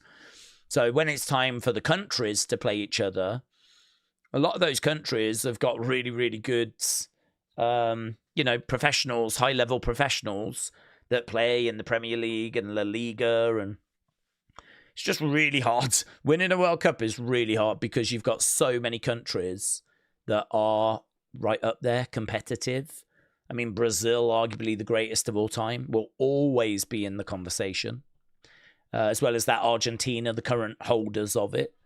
Spain, obviously the current European champions. England have got a chance. They've got a good team, got some good players. We've got a really good manager now. Everything's good. You need the luck to go your way. You need the draw maybe to go your way. You need the players all firing at their best. I mean, it's the stars have to align, don't they? It's very, very difficult. But it's what everyone's hoping for over here, that next year in America, Mexico, Canada, that England can get the job done. Of course, USA, Canada, they're hoping that they can get the job done for their countries. I get a bit more understanding says Shaquem. Chibbo said, read my comments. Daze, who do we think Cena's last opponent will be? Gunther. I think his last opponent will be Gunther, but that's long been the rumor. That's long been the message from the dirt sheets is that Gunther is the last person. So we're expecting him to be in the tournament, get the win. Everyone, be safe out there, said Edwards. Joe said his opponent is definitely Gunther. It was an okay show for Evolve. There was good matches, says Corey. Jennifer said it was not bad, but that end was kind of... Mayor Pete said USA will never win the World Cup, despite it being the #1 sport for children growing up. Yeah, it does feel like there's a real barrier for the USA. I mean, I feel like you need to get more of your players playing in Europe. I mean, if you could get more USA players playing in the Premier League, playing in La Liga, I mean, that would obviously be a massive help.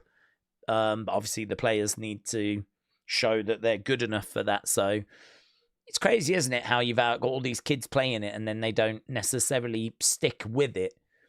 And if they did, and if there was a better maybe structure in place, then, you know, maybe you'd see more quality coming through, and then that quality would get picked up by the Premier League, La Liga, and then, you know, your team would obviously be improving. And I think USA will click. I think it will click. I don't know when, but, you know, you're a very sports-orientated country. I know that soccer, football is not #1, nor #2, nor #3, maybe not even #4, right, in the list of most popular sports. But there's 320-odd million Americans. It doesn't matter if it's #5. You're still going to have a considerable amount of people that are taking part in it to kind of be able to pick a, you know, a competitive team. And you've got a competitive team. I think you are a top 20 country in the rankings, but competing against the likes of England and Spain, Brazil, you know, that's obviously, you know, a massive challenge. So I don't know. I think you know, can you get more and more competitive as the years go by? I think so. It does feel like there needs to be changes, though, doesn't there, made? Or like, I don't know if it's the infrastructure or what the situation is. But yeah, it's crazy, isn't it, that it's like so loved, like with kids, but it just doesn't seem to, like, they don't seem to stick with it. I wonder if it's just like baseball just takes them, and, you know, all that kind of stuff. Football, baseball, just kind of takes the attention away as they grow up. Don't know. I do wonder if it's going to change, though, because I think as influencers get more influence, people like Speed, for example, yeah, KSI, you start to hear more now. And I'd imagine in America you're hearing more about like the FIFA football game and about like Liverpool, Man United. I mean, Speed's a massive, I think, Man United fan, just football fan in general. Ronaldo's his favourite player. And, you know, KSI as well, big football fan. So as these influencers become big parts in kids' lives and talk lovingly about the Premier League and soccer and everything, you might start to see that actually this next generation not only want to play football, but they want to stick with football as well, a little bit more. So, because I think like as these influencers from certainly the UK kind of come through, they all tend to be like really into their football.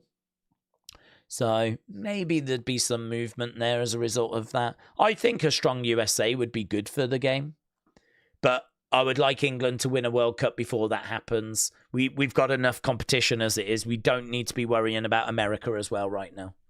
So I'd like England to just get a World Cup in my lifetime, right, for me to be able to celebrate. And then, you know, I think a strong USA would be good for the game. The last unseen was pretty good, said Edward. Oh, right, Edward, I'm glad you enjoyed it. But, yeah, well, you know, I always just, you know, I'm a slave to, obviously, whatever's kind of been out that day. But, Yeah, if I really don't think it's worth doing, I won't do an episode. So I thought there was enough for an episode there. So I'm glad you enjoyed it. From what I've seen so far today, there should be enough for an episode tonight as well. So my plan is obviously to end this in a sec, start working on Unseen, and then I've got to start working on tomorrow's members quiz. I haven't done any of that work yet, so that's going to be a lot of what I do tonight. And then, of course, you know, we have got SmackDown coming up. And then I think this weekend I'm really going to get stuck into some editing. I've got a lot of those kind of Wrestle Feuds, quiz things that I keep talking about. I've got a lot of them to edit. So I think I might get my teeth into some of those. Mayor Pete said, you guys lost a big competition against the US in the 1770s. Yeah, well, it was one we were happy to lose. Steve said, you should do a series called Unwanteds. What would that be? Sick Horror Kingman said, do they use Keanu Carver?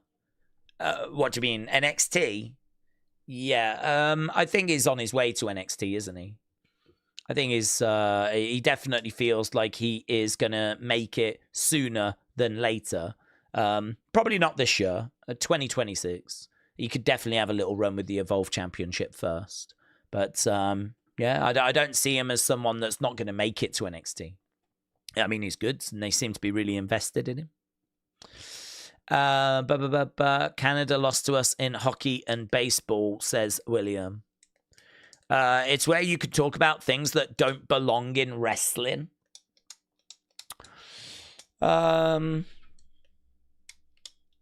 Maybe. I don't know if I could make a series out of that. Maybe. I think most things belong in wrestling. The only thing I would say, even celebrities belong in wrestling. Do they belong in WWE? Supernatural stuff is fine in wrestling. Does that belong in WWE? I suppose it comes down to what is WWE to you. What do you look for in WWE? And, you know, that's where things can get really interesting. And that's, you know, a conversation we've had many, many times. Some people, you know, really into intergender wrestling. Does that belong in WWE? Does Supernatural, like really Supernatural? Not like grey area stuff of, you know, is it, isn't it? But like, no, it absolutely is. You know, someone teleporting around the arena like Matt Hardy did in AEW, you know?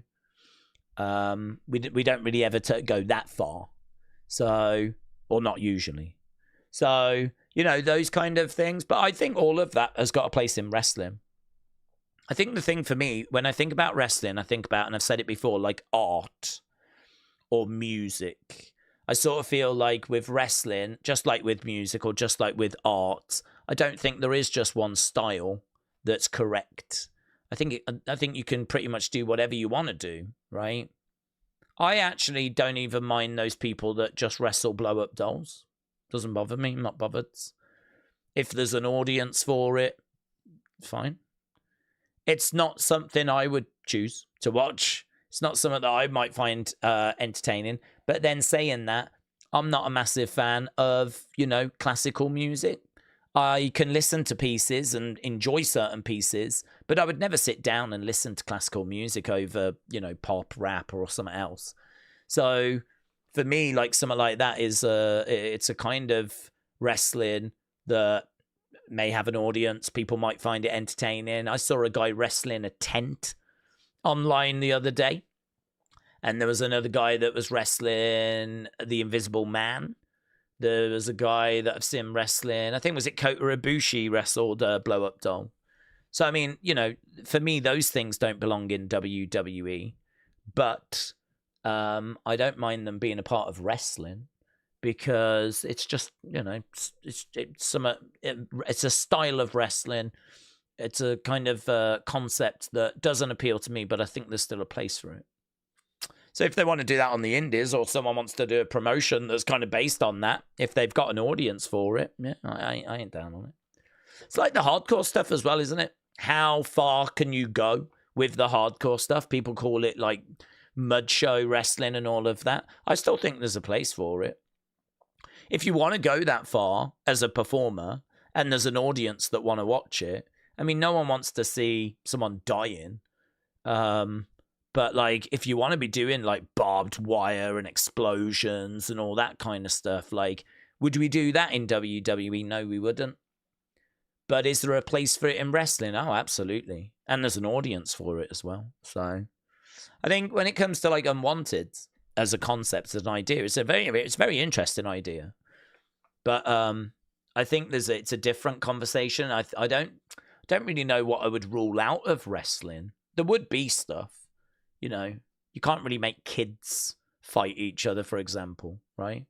Although I wonder if there is kids pro wrestling where, you know, there's like kids that, I mean, I wouldn't recommend it because, you know, I'd imagine the botching is quite high and the risk for injury is quite high unless you only limit them to certain moves.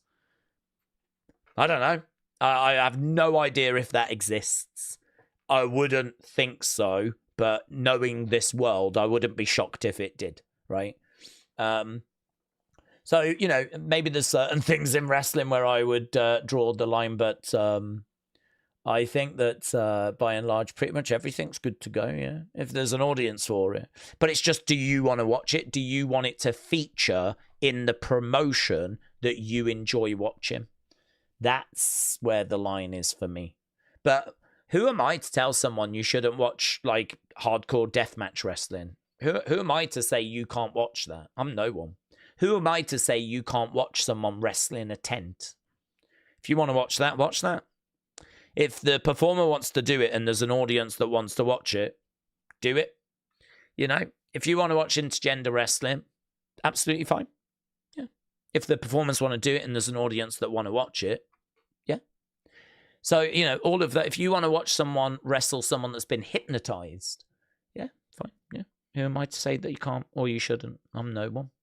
So, but again, do we want all of that stuff coming into WWE? That, I think, is where that's kind of where I draw the line. Wrestling a tent is crazy, said Asib. Yeah. Yeah, you probably be able to find it online, actually. Who Review said, I like hardcore wrestling. Sick Horror Kingman said, Daze, I was asking, do Evolve use Keanu Carver after the Samoan community he made? After the Samoan community he made. I don't know what you mean. Oh, the comment online. Oh, well, yeah, seemingly they are. Yeah. I mean, they might have had a word with him. You know, like, don't be outspoken online. You know, you're going to generate attention, but it's going to be the wrong kind of attention. You're going to upset, you know, we want harmony backstage. Like, if you're going to come out with commentary like that, all you're going to do is you're going to put people's backs up. And, you know, that's not going to be great for your future prospects, is it? So, you know, be careful with what... I mean, I think a word will have been had with him. Like, let's not do that. That's going to lead you down a road you don't want to be going down. Yeah. So I'd imagine a comment's been made. But I don't think that that's holding him back. No. I mean, he's got a title match next week, hasn't he? And he's getting used on a regular basis. And I don't think these were all recorded that long ago. Okay, we're done. There we go. I think we've naturally reached the end of our conversation. So, lovely. Appreciate people joining us. Hope that people enjoyed Evolve. I thought it was pretty good this week. Genuinely. Some good stuff in there. Really enjoyed the opening match. Good to see the main event getting time. Good to actually sit down and watch a bit of PJ Vassar. And obviously we've learnt a bit more about Cunningham as well. So there we go. Thanks for joining us. Appreciate it as always. Next stream is on, well, tomorrow for the members and Friday for SmackDown. I don't think there is a WEP tomorrow because Tommy's not around. So, yeah, you know, we've got a few bits coming up anyway, right? But many of you I probably won't see now until Friday. So have a good few days. Look after yourselves. And I will see you again next time.